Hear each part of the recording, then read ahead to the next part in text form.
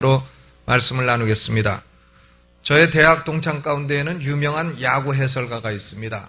허씨로 시작하는 분인데 여러분 아실지 모르겠어요. 그분이 대학 졸업식 할 때에 그 졸업식 파티에서 한마디 하라고 하니까 유명한 한마디 했습니다. 저는 방망이 하나 들고 들어와서 방망이 하나로 졸업합니다. 그 얘기했습니다. 그분 얘기 그대로 하면 몽둥이라 그랬어요. 저는 몽둥이 들고 들어와서 몽둥이 들고 나갑니다. 난 방망이 하나만 잘 써도 대학 공부 4년 끄떡없이 하고 고려대학에서 4번 타자 치고 그리고 졸업한 후에도 야구 해설로 또 잘 먹고 잘 살고 유명한 사람이 됐습니다. 참 사람은 방망이 하나만 잘 써도 되는구나. 그런데 방망이보다도 더 힘이 없는 게 뭔지 아십니까? 그 지팡이입니다. 이 지팡이 하나 잘 써가지고 남자만 60만 여자까지 포함해서 200만 대군을 출애굽의 위대한 역사를 이룬 사람이 있습니다. 누군지 아십니까? 모세입니다. 모세. 천국에서 골프대회가 열렸다고 하는데 이 선수가 누군가 한번 맞춰보세요. 한 사람이 딱 나오더니 공을 딱 쳤는데 그만 그 사람이 침례교인이라 골프공을 물속에 딱 빠뜨렸습니다. 물속에 빠뜨렸는데 이 사람은 물 위를 쫙 걸어가더니 공을 끄집어 올려서 물 위에서 딱 쳐가지고는 그린에 올렸습니다. 누굴까요? 베드로. 베드로입니다. 물 위를 걸은 사람 베드로. 그런데 두 번째 선수가 또 나왔습니다. 이 사람도 침례교인인지 공을 딱 쳤는데 그만 물에 빠지고 말았습니다. 그런데 이 사람은 갈 것도 없이 조금 있다 보니까 물고기가 그걸 탁 물어서 밖으로 탁 토해냈습니다. 어느 선수일까요? 요나. 굉장하십니다. 또 세 번째 선수가 나왔는데 이 세 번째 선수는 공을 딱 쳤는데 역시 침례교인이라 물속에 빠뜨렸습니다. 이 공은 물속에 그대로 빠지고 말았습니다. 근데 이 선수는 연못가로 가더니 골프채를 탁 내미니까 연못이 쫙 갈라지고 그리고 그 가운데 공 떨어진 것을 딱 쳐서 그래서 그린에 올리고는 마른 땅처럼 걸어 나왔다. 누구였습니까? 모세. 그런데 한 선수 또 있는데 얘기할까요 말까요? 이 선수는 딱 쳤는데 엉뚱한 방향으로 갑니다. 막 슬라이스를 먹어가지고 엉뚱한 대로 하는데 공중에 나는 새가 딱 물더니 그것을 갖다가 그린까지 가서 홀컵에 딱 떨어뜨렸다. 예수님. 확인 안 된 얘기가 있습니다. 제가 꾸며낸 얘기인데 이 지팡이 하나 가지고 홍해를 가르고 지팡이 하나 가지고 큰 기적과 역사를 이룬 분이 누구냐? 바로 모세입니다. 모세는 나이가 80이 되었을 때에 하나님으로부터 소명을 받았습니다. 미디안 그 제사장 자기 장인 이드로의 양떼를 40년 쳐다가 하나님께서 가시 떨기나무 가운데서 불꽃 가운데 나타나서 말씀을 하셨습니다. 그리고 모세에게 분명한 소명을 주셨습니다. 출애굽기 3장 10절에 보면 이제 내가 너를 바로에게 보내어 너로 내 백성 이스라엘 자손을 애굽에서 인도하여 내게 하리라. 모세가 받은 사명은 애매한 것이 아닙니다. 내가 너를 이스라엘 백성 애굽에 지금 압박받고 있는 이스라엘 백성을 건져내는 출애굽의 지도자로 쓰겠다. 그러니까 너는 애굽으로 가라. 얘기입니다. 명확합니다. 그런데 모세는 이 소명을 금방 이룬 것이 아닙니다. 계속해서 변명을 하고 보낼 만한 자를 보내소서 하나님의 명령에 금방 순종하지를 않습니다. 모세가 맨 처음 한 변명은 무엇입니까? 첫째로 3장 11절에 보세요. 모세가 하나님께 고하되 내가 누구간데 바로에게로 가며 이스라엘 자손을 애굽에서 인도하여 내리까? 내가 누구간데 가리까? 모세는 자기가 자격 없는 사람이라고 변명을 내고 있습니다. 하나님의 일은요, 나는 이 일을 하기에 자격 있는 사람입니다. 그러면 그 사람 안 쓰십니다. 모세처럼 주여 내가 자격이 없는 사람입니다. 이렇게 될 때 하나님이 쓰시는 겁니다. 그때서야 하나님은 모세야 이제 내가 됐구나. 이제 쓰일 만한 사람이 됐구나. 이렇게 생각하시는 것입니다. 모세는 그래도 그것을 변명으로 씁니다. 하나님 나는 자격이 없습니다. 내가 누구간데 이 큰 역사를 이루겠습니까? 내게 무슨 그런 능력이 있겠습니까? 그러니까 하나님이 대답하십니다. 12절에 하나님이 가라사대 내가 정녕 너와 함께 있으리라. 모세야 네가 네 능력으로 출애굽의 대역사를 이루는 줄 아느냐? 아니다. 내가 너와 함께 가리라. 내가 너를 쓰리라. 그러니 걱정 말고 가라. 하나님이 말씀하십니다. 또 두 번째로 그래도 모세는 또 변명합니다. 13절입니다. 모세가 하나님께 고하되 내가 이스라엘 자손에게 가서 이르기를 너희 조상의 하나님이 나를 너희에게 보내셨다 하면 그들이 내게 묻기를 그의 이름이 무엇이냐 하리니 내가 무엇이라고 그들에게 말하리이까. 모세는 지금 이스라엘 백성한테 가서 당신의 하나님이 나를 지금 지도자로 보내셨소. 그러니 내 말을 들으시오. 그러면 그들이 신학적인 질문을 할 거란 말이죠. 네가 우리 조상의 하나님이 보냈다 하는데 우리 조상 하나님의 이름을 아느냐? 굉장히 신학적인 질문을 할 것이 뻔합니다. 모세는 애굽에서 40년 교육을 받기는 했어도 신학교는 못 다녔습니다. 침례 신학교도 못 다녔고 광나루 장신도 못 다녔고 총신도 못 다녔고 그러니 하나님의 이름이 뭐냐 물으면 할 게 뭡니까? 그러니까 모세가 그런 신학적인 질문을 하면 나는 대답할 준비가 안 돼 있으니 나는 신학 교육이 부족한 사람입니다. Theological education이 부족해서 내가 안 되겠습니다. 그러니까 하나님이 이름을 가르쳐 주십니다. 여러분 하나님의 이름을 아십니까? 이름 모르시는 분은 출애굽기 3장 14절을 보세요. 14절 읽어봅니다. 시작. 하나님이 모세에게 이르시되 나는 스스로 있는 자니라. 또 이르시되 너는 이스라엘 자손에게 이같이 이르기를 스스로 있는 자가 나를 너희에게 보내셨다 하라. 그랬습니다. 하나님의 이름은 스스로 있는 자입니다. I am that I am. 영원전부터 스스로 자존하였고 지금도 존재하며 앞으로도 영원히 존재할 뿐이시라. 이것이 하나님의 이름이에요. 이 하나님의 이름을 히브리어 자음을 써가지고 네 글자입니다. 이 네 글자는 여호와라 발음하는지 야훼라 발음하는지 모음이 안 붙어 있기 때문에 잘 알 수 없습니다. 이스라엘 사람들이 잘 발음도 하지 아니했기 때문에 잘 알 수가 없는 겁니다. 그러나 우리는 여호와라고 부르지 않습니까? I am that I am. 이것이 히브리어로 여호와입니다. 한 번째 묻겠습니다. 하나님의 이름이 누굽니까? 여호와입니다. 하나님의 이름은 알라가 아닙니다. 하나님의 이름이 공자가 아닙니다. 하나님의 이름이 부처가 아닙니다. 천하 인간의 하나님의 이름은 단 한 가지 여호와라는 이름을 알려주셨을 뿐입니다. 여호와라는 이름의 의미는 나는 스스로 있는 자니라. 영원전부터 자존한 존재니라. 그것입니다. 우리 인간은 스스로 존재하지 못합니다. 우리는 피조물이에요. 우리는 자존하지 못합니다. 하나님만이 홀로 자존하신 하나님이신 것입니다. 그러므로 모세에게 하나님은 내 이름은 여호와라. 나는 스스로 존재하는 자라. 이름을 가르쳐 주시면서 이스라엘 백성이 물으면 그렇게 대답하라고 가르쳐 주십니다. 그래도 모세는 또다시 세 번째 변명을 댑니다. 변명이 4장 몇 절입니까? 10절입니다. 4장 10절. 모세가 여호와께 고하되 주여 나는 본래 말에 능치 못한 자라.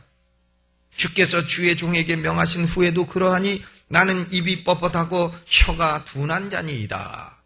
나는 말하는 데는 은사가 없는 사람입니다. 은사가 없으니까 그런데 보내지 마시오. 그런 얘기 아니겠습니까? 이 입이 뻣뻣하고 혀가 둔하면요 말하기 힘듭니다. 목사는 일주일에 10번도 설교하고 15번도 설교하고 어떤 데 신방하면 20번도 설교하고 설교할 때마다 다 다른 얘기를 하고 그런데 이 목사도요 이렇게 많은 설교를 해도 한 일주일 휴가 갔다 와서 그 다음 주에 하려면요 자꾸 발음 틀리고 입이 뻣뻣하고 혀가 둔해지는 겁니다. 그런데 80년을 아무 말할 사람도 없고 지팡이 하나 가지고 양만 인도하던 이 모세가 어떻게 말을 잘하겠습니까? 그러니까 나는 말 못합니다. 그러니 딴 사람 보내시오. 그러니까 하나님께서 뭐라고 하십니까? 11절에 4장 11절 여호와께서 그에게 이르시되 누가 사람의 입을 지었느냐? 입을 지은 것도 내가 아니냐? 그러므로 12절 이제 가라. 내가 네 입과 함께 있어서 할 말을 가르치리라. 그러니까 모세는 그래도 또 변명합니다. 주여 보낼 만한 자를 보내소서. 나는 그런다고 해서 말 잘할 것 같지 않습니다. 그러니까 하나님께서 이번에는 화를 내시며 내 형 아론이 있지 않느냐? 아론은 말 잘하는 자니까 아론을 붙여줄 테니까 너는 걱정하지 말고 애굽으로 가라. 이렇게 말씀하신 것입니다. 그런데 모세는 지금까지 세 가지 변명을 했습니다마는 한 가지 변명이 더 있어요. 원래는 순서적으로 그것이 먼저지만 오늘 메시지를 전개하기 위해서 제가 나중으로 돌린 겁니다. 그 네 번째 변명이 4장 1절입니다. 같이 읽어봅니다. 4장 1절 시작. 모세가 대답하여 가로되 그러나 그들이 나를 믿지 아니하며 내 말을 듣지 아니하고 이르기를 여호와께서 내게 나타나지 아니하셨다 하리이다. 오늘 네 번째 변명은 하나님이 나한테 나타나시기는 하셨습니다만은 내가 이스라엘 백성들한테 가서 얘기할 때 이스라엘 백성이 그것을 믿지 않을 것이 뻔합니다. 그러면 어떻게 하겠습니까? 그 변명이에요. 모세가 말하는 것이 거짓말이라 하고 하나님이 내게 나타나셨느냐, 네가 거짓것 헛것을 보고 와서 우리를 미혹하려는 거 아니냐, 이렇게 한다면 어떻게 하겠습니까? 이 질문에 대해서 하나님은 세 가지 이적을 보여주신 것입니다. 이 세 가지 이적의 목적은 뭐냐면 이스라엘 백성의 불신앙을 깨뜨리기 위한 것이에요. 불신앙을 깨뜨리기 위해서 이적을 보여주십니다. 세 가지 이적은 첫 번째로는 지팡이가 뱀으로 변하는 이적입니다. 모세가 이런 변명을 하니까 하나님이 물으십니다. 모세야, 내 손에 지금 든 것이 무엇이냐? 내가 손에 잡고 있는 것이 무엇이냐? 그러니까 모세는 목자니까 뭐밖에 없어요? 지팡이 하나밖에 더 있습니까? 양이 잘못된 대로 가려고 하면 이렇게 양을 치고 빠지면 목에 걸어서 끌어올리고 그럴 때 쓰는 이렇게 끄트머리가 구부러진 그런 지팡이입니다. 그거 하나밖에 없어요. 그러니까 하나님이 그것을 땅에 던져라. 땅에 던지니까 어떻게 됩니까? 지팡이가 갑자기 뱀이 되는 겁니다. 모세는 뱀을 무서워했어요. 그렇기 때문에 아이고 뱀이 나왔네 해가지고 도망갑니다. 뱀을 피하였다 그랬습니다. 그러니까 하나님이 다시 모세야 너는 뱀을 집으라. 뱀을 집는데 뱀의 꼬리를 집으라고 말씀하십니다. 원래는 뱀을 잡을 때는 꼬리 집습니까? 머리 집습니까?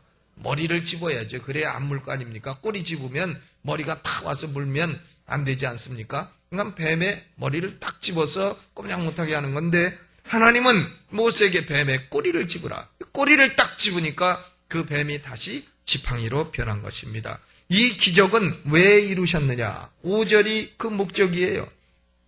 또 가라사대 이는 그들로 그 조상의 하나님 곧 아브라함의 하나님 이삭의 하나님 야곱의 하나님 여호와가 네게 나타난 줄을 믿게 하려 함이니라. 기적의 목적은 불신앙을 깨뜨리기 위한 것입니다. 여러분 올 한해 여러분 삶 가운데 기적이 많이 일어나시기를 주의 이름으로 축원합니다. 기도할 때 그렇게 기도하세요. 하나님 2005년 되는 내 삶의 여호와의 기적을 보기를 원합니다.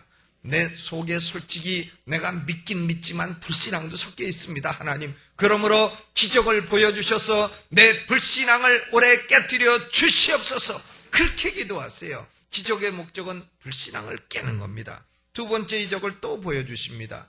하나님께서 모세야 내 손을 한번 품에 집어넣어봐라.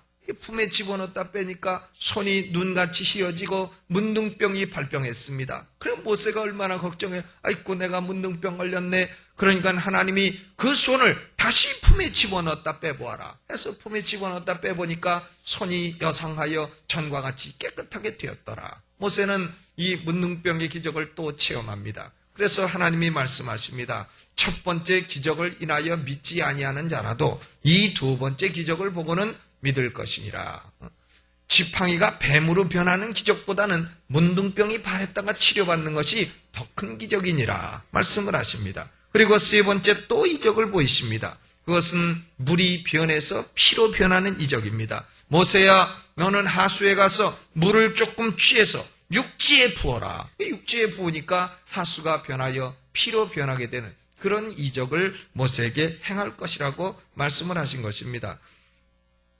이 세 가지 이적을 모세에게 보여주신 목적이 뭐냐? 하나님은 이 이적을 이중적인 목적을 가지고 행하신 것입니다. 첫째 목적은 이미 말씀드렸습니다. 그것은 우리의 불신앙을 깨뜨리기 위한 것입니다. 이스라엘 백성의 불신앙을 깨뜨리고 하나님이 모세를 출애굽의 지도자로 보내셨다 하는 것을 믿도록 하기 위함입니다. 올해 우리는 하나님이여 기적을 보여주셔서 내 불신앙을 깨뜨려 주옵소서. 그렇게 기도하세요. 내 삶 속에 올해 모세는 세 가지를 보여주셨지만 하나님 내 삶에 많은 기적을 보여주옵소서. 오늘 그렇게 기도하시기를 주의 이름으로 축원합니다. 여러분 기적 보기를 원하십니까? 하나님의 기적 보기를 원하십니까? 하나님은 기적을 행하시는 하나님입니다. 두 번째 목적은 뭐냐? 모세가 두려워하는 게 있어요. 모세의 두려움을 극복하도록 하기 위해서 이적을 보여주신 것입니다. 모세는 첫 번째 영적인 존재에 대한 두려움이 있어요. 사단, 마귀, 귀신들. 귀신들이 얼마나 횡행합니까? 십자가 밑을 제외하고는 온 세상은 귀신들이 득실거리는 곳입니다. 그러니까 우리가 가다가 귀신에 접할 수도 있고 귀신의 공격을 받을 수도 있고 얼마나 그렇습니까? 그런데 하나님은 모세로 하여금 뱀의 꼬리를 딱 짚게 하심으로 이 영적인 존재에 대한 두려움을 극복하게 하신 것입니다. 뱀을 짚는다. 이것은 벌써 사단을 정복하고 마귀를 지배한다. 그런 뜻입니다. 그래서 모세의 영적인 존재에 대한 두려움을 없애주셨습니다. 두 번째는 모세는 무슨 두려움이 있습니까? 내가 이 나이에 80이 돼가지고 가서 60만 대군을 이끌어 가다가 피곤해서 넘어지면 어떡합니까? 내가 그러다가 병 걸리면 어떡합니까? 육신적인 질병에 대한 두려움이 있을 것입니다. 여러분도 올해 질병에 대한 두려움이 있으십니까? 내가 이러다가 심근경색이라도 오면 어떡하나? 내가 이러다가 혈압이라도 터지면 어떡하나? 이러다가 당뇨라도 생기면 어떡하나? 두려움이 있으시겠죠. 모세도 그런 두려움이 있습니다. 그런데 하나님께서 문둥병이 발했다가 치료받는 기적을 통해서 질병은 누가 책임지느냐? 내가 책임지느니라 해서 모세의 육신적인 질병에 대한 두려움을 제거해 주신 것입니다. 세 번째는 모세는 무슨 두려움이 있습니까? 하나님, 내가 애굽으로 가면 40년 전에 내가 살인을 범해서 살인범으로 찍혀 있는데 혹시나 내 사진이 그 전봇대에 아직도 붙어 있을지 모르지 않습니까? 지금 모세는 자기가 40년 전에 저지른 살인죄에 대한 형벌이 두려운 것입니다. 그런데 물이 변하여 피가 되게 했습니다. 피는 뭡니까? 죄 씻음을 주는 겁니다. 모세야, 내 죄가 이제는 사함을 받았느니라. 사람의 죄가 사함받는 것은요, 두 가지 방법이 있습니다. 가서 자기 죄를 가지고 형벌을 치르고 가서 옥살이를 하면은 그건 죄가 이제 다 치러진 거 아닙니까? 그런데 그것만 있는 게 아니에요. 사람이 죄를 지어도 어느 일정 기간 지나게 되면 그 다음은 처벌하지 않는 겁니다. 그걸 뭐라고 합니까? 소멸시효라 그래요. 소멸시효. 남의 것을 도적질을 해도요, 한 7년만 잘 도망다니면 7년 뒤에는 걸려도 감옥에 안 가는 겁니다. 고로 도적질한 사람은 걸리지 마시고 잘 피해 도망다니시기를 주의 이름으로 축원합니다. 불신 건물한테 재수없이 걸리면요, 그거 감옥 가는 겁니다. 소멸시효 지나면 괜찮은 거예요. 사람이 도적질을 해도 그렇고 범죄를 저질러도 그렇습니다. 소멸시효라는 게 있는 거예요. 사람을 미워해도요, 한 몇 년 지나면 풀어야 됩니다. 소멸시효가 있지요. 사람에게 괴롭힘을 줘도 몇 년 지나면 풀어야 되는 겁니다. 왜냐? 소멸시효라는 것이 대한민국 형법에도 있기 때문인 것입니다. 모세는 지금 몇 년 지났습니까? 40년 지났어요. 소멸시효를 왜 두는지 아십니까? 사람이 도적질을 해가지고 양심의 가책을 느끼고 괴로움을 당했다. 그것도 한 7년 족하다 그 말이에요. 그 7년 동안 고생을 하게 되면 그러면 그 이후에는 형벌을 부과하지 않아도 형벌을 받은 것과 똑같은 효과가 그 사람에 있다고 믿기 때문에 세상 법도 소멸시효라는 걸 두는 겁니다. 그러니까 모세도 사람을 살인을 했어도 40년이 지났으니 살인해도요, 내가 그건 잊어먹었는데 살인범에 대한 소멸시효는 몇 년인가 아시는 분 계십니까? 아마 12년인지 몇 년인지 하도 오래돼서 까먹었어요. 근데 40년이면 그건 벌써 지난 겁니다. 살인범도요, 40년 안 걸리고 돌아다니면 그 처벌 안 받습니다. 그러니까 모세는 자기가 저지른 형벌에 대해서 벌을 받을까 두려움이 있었지만은 하나님께서는 물이 피로 변하는 기적을 통해서 내 죄가 용서받았으니 가라. 그리고는 또 말씀을 통해 확신시켜 주십니다. 출애굽기 4장 19절 읽어봅니다. 여호와께서 미디안에서 모세에게 이르시되 애굽으로 돌아가라. 내 생명을 찾던 자가 다 죽었느니라. 모세야, 너는 애굽으로 가면 너를 지금 아는 사람이 있어서 잡아서 처벌할 것을 두려워하지. 그런데 내 생명을 찾는 자는 다 죽었으니까 맘 놓고 애굽으로 가라 해서 모세는 영적인 두려움, 육신의 질병에 대한 두려움, 범죄의 형벌에 대한 두려움을 없애고 담대하게 이제 애굽으로 갈 수 있게 된 것입니다. 하나님의 이적의 목적은 첫째는 불신앙을 깨뜨릴 뿐만 아니라 둘째는 우리 인생에 대한 두려움을 깨뜨리도록 하는 것입니다. 우리는 두려움이 많습니다. 우리는 불신앙도 있습니다. 그러나 여호와께서 우리의 삶 가운데 기사와 이적을 보여주실 때에 우리는 이것을 극복하고 승리하며 나갈 수 있는 줄로 믿습니다. 하나님이 기사와 이적을 행하실 때에는 멀리 있는 것으로 이적을 행하시지 않으십니다. 하늘에서 별을 따다 하늘에서 달을 따다 두 손에 담아드리까. 생각나시나요? 오란씨, 하늘에서 별을 따다가 손에 담아놔라 이런 얘기 하는 거 아니죠? 별을 따다 담아놔라 그런 얘기 하는 거 아닙니다. 내 손에 든 것이 뭐냐? 내가 평소에 잘 쓰던 것이 뭐냐? 내 손과 그리고 손에 붙어 있는 것이 뭐냐? 아주 모세가 늘 가까이 하고 모세가 별로 귀중하게 여기지도 않고 사소하게 여기는 그것을 하나님이 쓰시게 되면 위대한 기적을 일으키는 방편이 되는 줄로 믿으시기를 바랍니다. 모세가 그 손에 든 지팡이를 하나님께 드렸을 때에 이 지팡이로 말미암아 행한 역사가 얼마나 많은지 아십니까? 모세가 이제 이스라엘 백성을 애굽에서 이끌어 나갈 때에 바로 왕의 마음이 각박하기 때문에 금방 내보내질 않습니다. 그때 몇 가지 재앙을 내렸습니까? 10가지 재앙을 내렸어요. 10가지 재앙, 피, 개구리, 이파리, 전염병, 독종, 우방, 메뚜기, 어둠, 장자, 피개, 이파, 전도금의 어장 다 외우셨죠? 10가지 재앙을 내리셨는데 이 10가지 재앙 가운데 지팡이로 일으킨 것이 몇 가지인 줄 아십니까? 몇 가지? 가르쳐줘도 몰라요? 네? 5가지예요. 5가지. 10가지 재앙 가운데 5가지를 모세가 지팡이로 일으킵니다. 맨 처음 재앙이 하수가 피로 변하는 재앙인데 7장 17절에 보면 모세야 내 지팡이로 하수를 치게 되면 그것이 피로 변하고 하수의 고기가 죽고 그 물에서 악취가 날 것이라. 이 피의 재앙도 지팡이로 내립니다. 두 번째는 8장 5절에 보니까 두 번째 재앙이 개구리 재앙입니다. 여호와께서 모세에게 이르시되 아론에게 명하기를 내 지팡이를 잡고 내 팔들을 강들과 운하들과 못 위에 펴서 개구리로 애굽 땅에 올라오게 하라. 모세가 아론은 지팡이를 잡고 모세는 팔을 빌 때에 강에 있는 개구리들 다 올라옵니다. 바로 왕의 밥그릇에도 올라가고 국그릇에도 올라가고 커피그릇에도 올라가고 잠자려고 하면은 그 이불 속에도 들어있고 이렇게 되니 얼마나 괴롭습니까?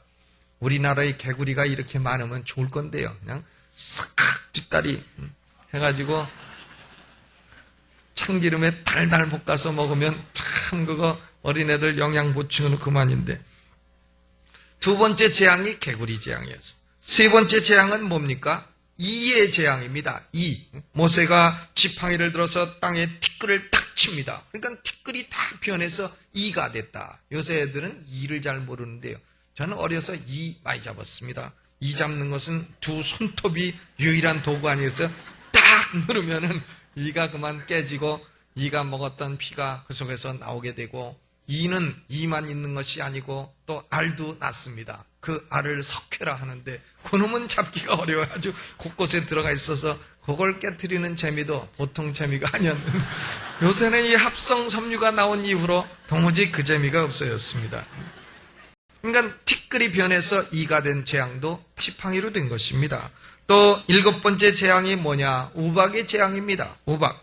여호와께서 모세에게 명합니다. 너는 하늘을 향하여 지팡이를 들라. 하늘 향해서 지팡이를 딱 드니까 여호와께서 하늘에서 뇌성과 우박을 내리셨다.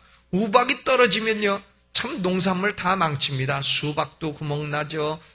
참외도 다 깨져버리죠. 쌀도 못 쓰게 되고 다 넘어지게 되고 우박 재앙이 큽니다. 8번째 재앙은 뭐냐? 그것은 메뚜기 재앙이에요. 10장 13절 말씀에 보면 지팡이를 들매 여호와께서 동풍을 일으켜 동풍에 메뚜기가 다 몰려들게 됐다. 메뚜기가 한두 마리 오면 그거 달달 볶아서 맥주 안주로 먹지만은 이것이 떼거리로 오게 되면은 그건 볶아 먹을 시간도 없는 겁니다. 그러니까 우리가 요엘서를 보면 메뚜기가 먹는 황충이가 먹고 황충이가 남긴 것을 느시 먹고 메뚜기 재앙이 얼마나 무서운지를 알 수 있는 것입니다.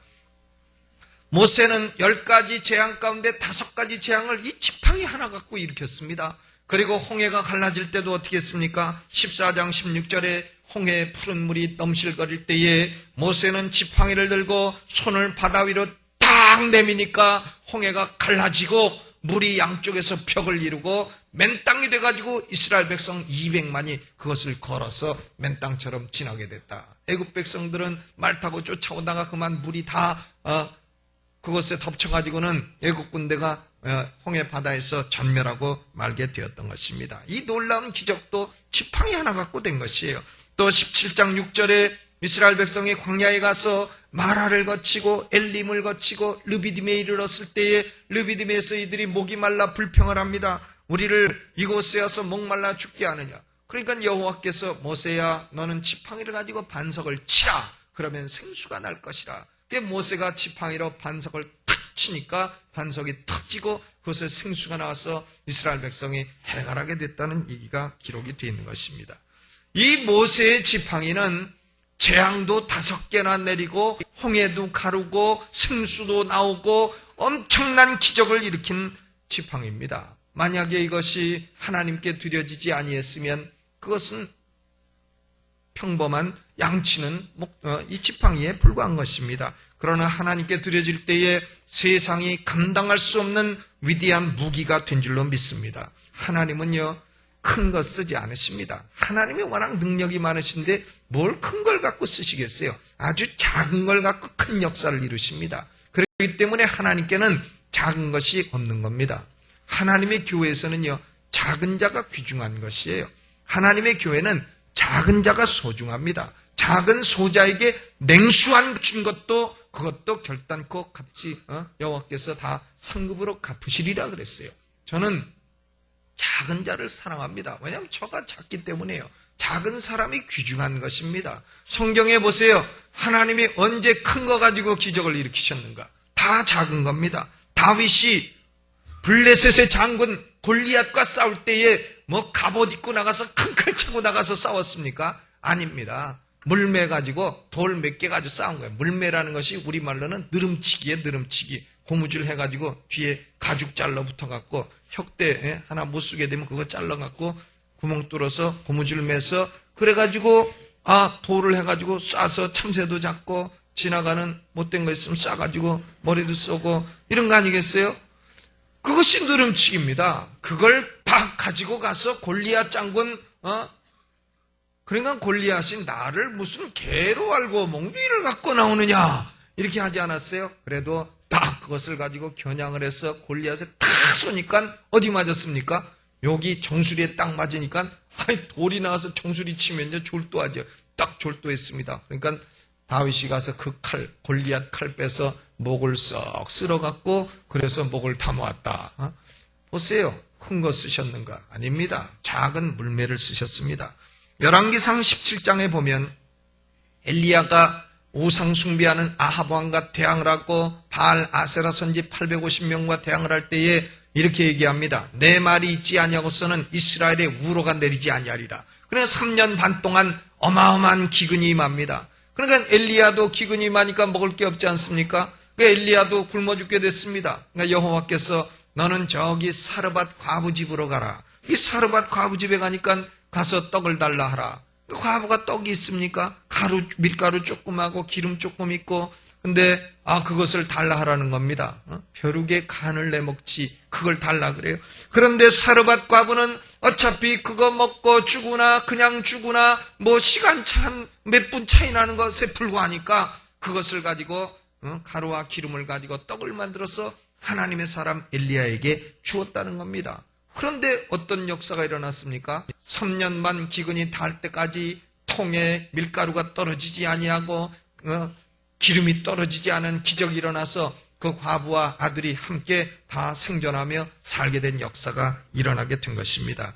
요한복음 6장 9절에도 예수님이 광야에서 말씀을 증거하십니다. 남자만 5,000명 모였어요. 보통 이런 산상집회는 여자들이 압도적으로 많지 않아요? 그러니까 여자까지 치면 2만 명이 되는 어마어마한 무리가 모였는데 점심때 되면 먹을 게 있어야죠. 제자들이 주여 여기 먹을 게 없나이다. 여기 레스토랑도 없고 맥도날드도 없고 버거킹도 없고 여기 무슨 명동 칼국수집도 없고 어떻게 다 먹입니까?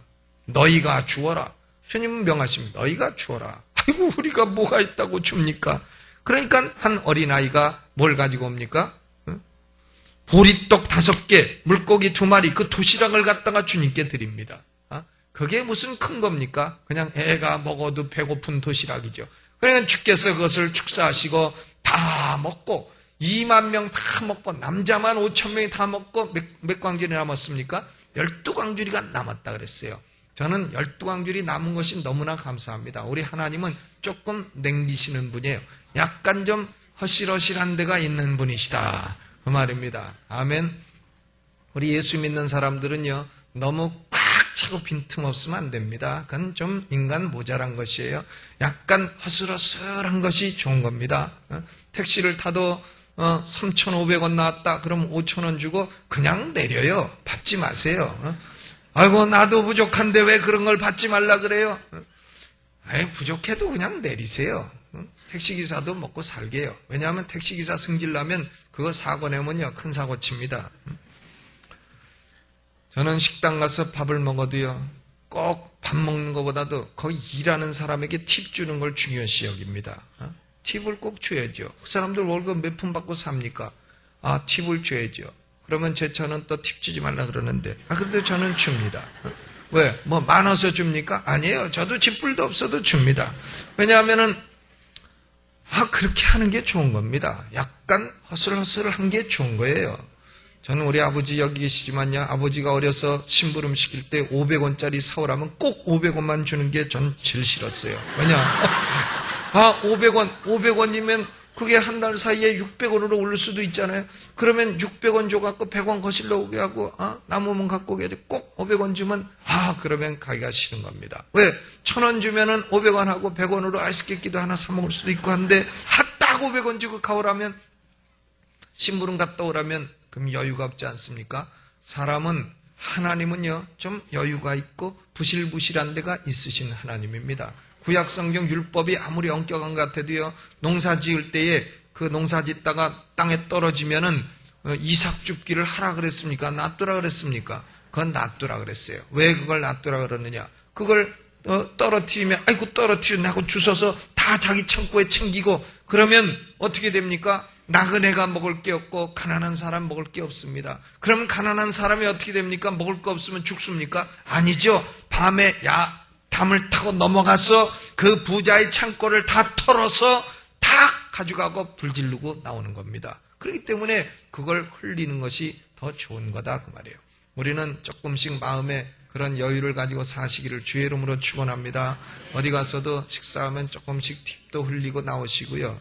돈도 조금 떨어뜨리고 나오시고, 우리 대한민국 사람들 미국 가서 식당 식사하고 돈 딱 팁도 안 주고 나오면은 미국 사람들이 뭐라 하는지 아십니까? 나오는 한국인들 보고 어글리 코리안이라 딱 그러지요. 어글리 코리안이라고.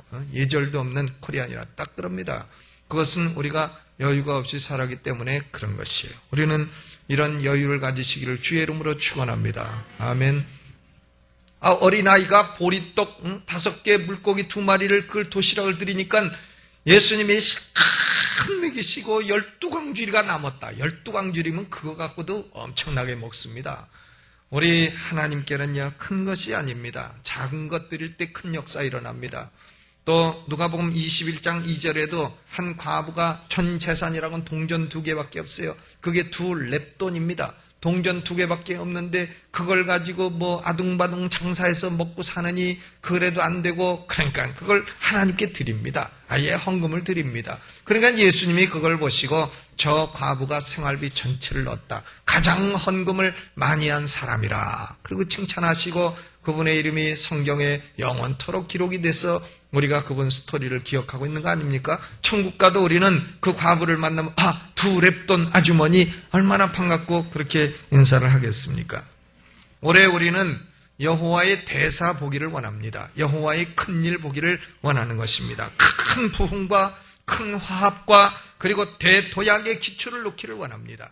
저는 우리 교회가 가진 땅에 큰 주차장 짓기를 원해요. 주차장의 30%는 예배당과 사무실 건물로 쓸 수 있습니다. 그래서 짓고 30% 거기서 예배 드리고 이 예배당 개축해야 됩니다. 지금 강남에서 너무 낡았어요. 이 예배당은요. 내가 볼 때에 저기 지저분하고 저게 비도 새고 한 걸 볼 때 가슴이 찢어집니다. 여호와의 집은 저래야 되는가? 가슴이 찢어져요. 그렇기 때문에 여기를 개축을 해야 됩니다. 개축을 해야 되는데 하기 위해서 먼저 주차장을 지어야 돼요. 그렇기 때문에 대도약을 제가 해놓고선 기도하고 있는 겁니다. 우리가 지어야 되겠다. 내 임기 중에 내가 65세까지 합니다. 내 임기 중에 하나님께서 이곳에 큰 이런 사명을 이루시고 내 후임자는 또 더 크게 부흥시키고 이렇게 되기를 바랍니다. 우리가 그런 역사를 보기를 원하는 겁니다. 아멘. 우리가 그런 역사를 보려면 우리가 가진 것은 너무나 작고 미미하고 우리의 능력은 부족하지 않습니까? 그래도 절망하지 마십시오. 하나님은 우리가 두려움이 있고 불신앙이 있고 가진 것이 작을지라도 내 손에 든 것이 무엇이냐? 그걸 물으십니다. 하나님은 우리의 어빌리티를 보지 않으세요. 우리 능력이 크냐 작으냐 그런 거 묻지 않으십니다. 사람의 능력 커봤자 그놈이 그놈이에요. 크면 얼마나 큽니까? 사람의 능력은 크나 작으나 별 차이 없습니다. 그것은 다 고만한 거예요. 도토리 키재기고 그건 아무것도 아닙니다. 지금 모세가 능력이 많아서 출애굽의 대역사를 이루었습니까? 아닙니다.